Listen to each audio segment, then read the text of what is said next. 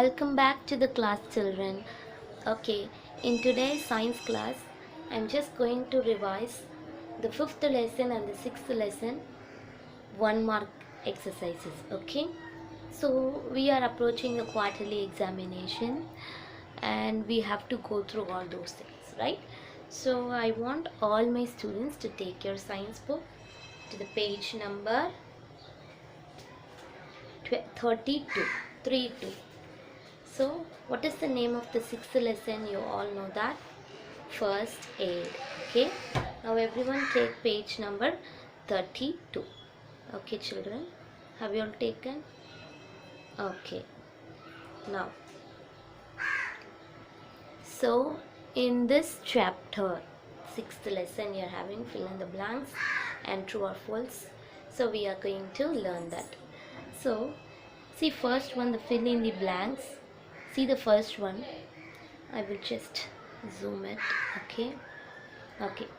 Bubble like swellings on the skin are called. Bubble like swellings on the skin are called said to be blisters. Okay, blisters. blisters. Blisters. Bubble like swellings on the skin are called blisters. Then excessive loss of water and minerals from the body is called dehydration. So dehydration spelling is DEDHYI DRA dehydration. Okay, excessive loss of water and minerals from the body is called dehydration. Next, the bite of an animal can cause a dangerous disease called rabies. The bite of an animal can cause a dangerous disease called rabies. Fourth one, an injury to a muscle near a bone is called a sprain. SPRAIN, sprain. An injury to a muscle near a bone is called a sprain. Okay, next, a sterile gauze is free of what? Germs. A sterile gauze is free of germs. GERMS, germs. Okay, children. Now next, true or false. In case of a nosebleed, you should press the bridge of the nose. So while taking this lesson, I've taught you what to do when you got nosebleed. Is this correct? If you got a nosebleed, you should press the bridge of the nose. Is that right? Yes, true. So write true in this dash. Okay. Next, when you sprain a muscle, you should move the area. Do you have to move the area if you got a sprain? No, you have to keep the place where you got hurt, where you got sprained still. Okay, so it is false. FALSE, false. Next, you should cover a burn with gauze and press firmly. So if you got burn on your hand or on your leg, so you can cover it, but loosely you have to cover it. And next thing they've asked, press firmly. Do you have to press tightly? No, so false. Okay, next, the arrow on the thermometer shows the maximum point to which the mercury can rise. Yes, only no. So when you go and consult the doctor used to check your temperature by using the thermometer. So that arrow mark and mercury, it helps you to just show how much temperature you have in your body. So true. Next, you can use a sling bandage to keep the arms still. Sling bandage, when you got fracture on your in your hand or somewhere else, in your hand, you can use the sling bandage to keep your hand still. So it is true. TRUE, true. Next, applying an ice pack can bring down swelling. Yes, of course. So when you got swelling, you can apply ice pack over the swelling. So it just bring down the swelling. So true. Okay children, think you all have understood this. Okay, so spellings are very important. Blisters, blisters, blisters. Dehydration, dehydration, tion.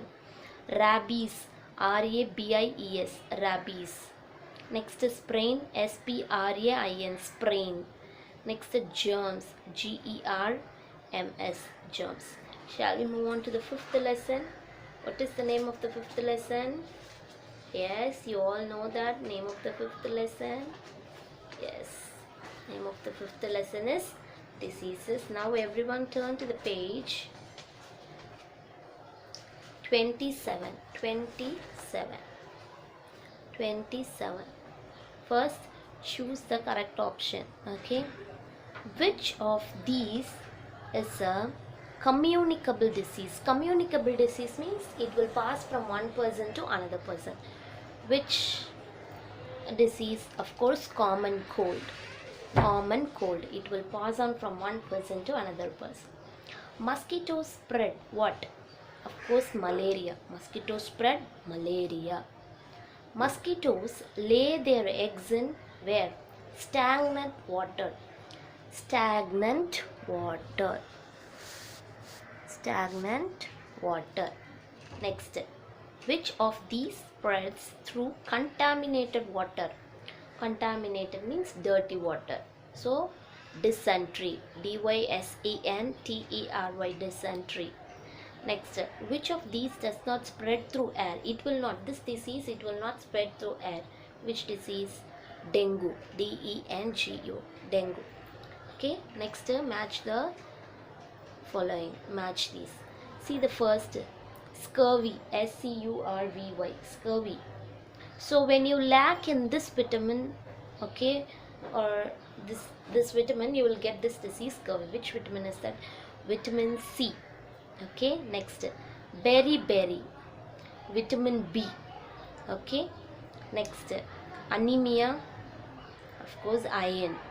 Okay. Then rickets, vitamin D. Okay. Next, goitre, iodine. Night blindness, vitamin A. Okay children, scurvy, vitamin C. Beriberi, vitamin B. Anemia, iron. Rickets, vitamin D. Goitre, iodine. Night blindness, what is the answer? Vitamin A. Okay. So next is true or false.